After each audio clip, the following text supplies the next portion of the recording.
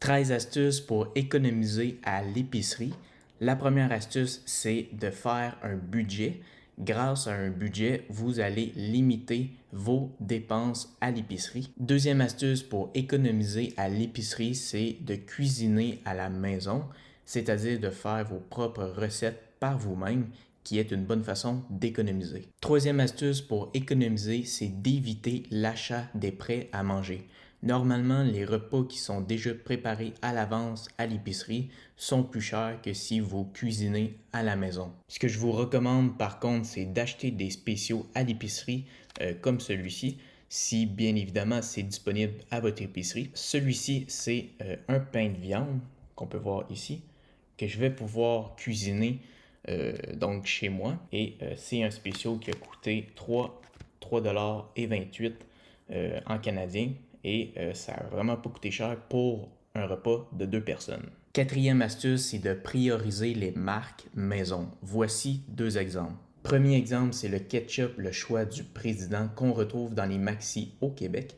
À mon avis, ce ketchup est tout aussi bon que la marque la plus populaire. Deuxième exemple, on a le beurre d'arachide sans nom qu'on retrouve également dans les Maxi au Québec.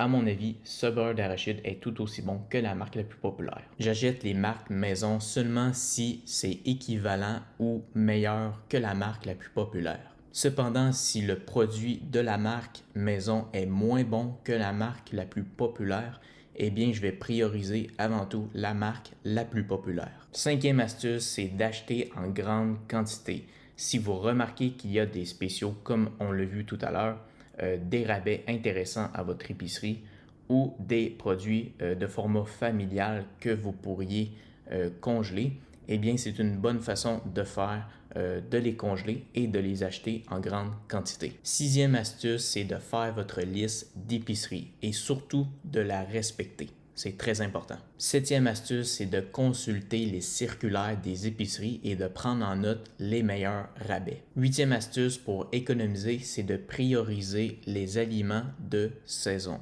Si les aliments ne sont pas de saison, en général, ça coûte plus cher. Neuvième astuce, c'est de ne pas aller à l'épicerie le ventre vide.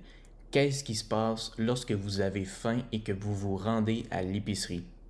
C'est bien évident que vous allez vouloir acheter plus de choses. Dixième astuce, évitez de faire l'épicerie avec les enfants. Pourquoi? Maman, je pourrais-tu avoir ce sac de bonbons? Maman, je n'aime pas ce beurre de pinot, je veux la marque populaire. Maintenant, vous comprenez pourquoi il ne faut pas emmener d'enfants à l'épicerie? Onzième astuce, c'est de prendre conscience que le fait de gaspiller de la nourriture, c'est de gaspiller de l'argent. Donc, de jeter de l'argent par les fenêtres, en plus de nuire à l'environnement. Douzième astuce pour économiser, c'est de cultiver chez soi. Vous pourriez par exemple cultiver des poireaux, de l'ail, du basilic, du gingembre ou autre. Treizième astuce, c'est de faire le jeûne intermittent. C'est non seulement bon pour la santé, mais également bon pour votre portefeuille. Cependant, je vous invite à faire vos propres recherches sur le jeûne intermittent parce que c'est possible que ce ne soit pas pour vous. Si vous voulez en savoir plus sur le jeûne intermittent, j'ai réalisé une vidéo complète sur ma chaîne YouTube. Économiser à l'épicerie, ce n'est pas seulement faire des sacrifices, c'est de faire des choix intelligents sur tout ce qui entre dans votre panier d'épicerie. Donc de tout remettre en question sur ce que vous achetez à l'épicerie. En fait, le simple fait de tout repenser sur l'épicerie, c'est déjà quelque chose qui vous aide à économiser. À mon avis, savoir cuisiner, c'est l'un des éléments les plus importants pour faire des économies à l'épicerie. Et si vous ne savez pas comment cuisiner, il n'y a rien de mal à apprendre à cuisiner ou réapprendre à cuisiner. Nous vivons dans un monde où tout doit être prêt à manger, rapide et instantané.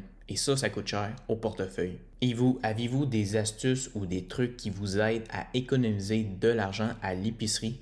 Si oui, n'hésitez pas à commenter en dessous de la vidéo et si vous avez des questions à me poser, c'est également dans les commentaires. Alors voilà, si vous avez apprécié cette vidéo, n'hésitez pas à liker et abonnez-vous à la chaîne YouTube. Sur ce, on se retrouve dans une prochaine vidéo. Salut!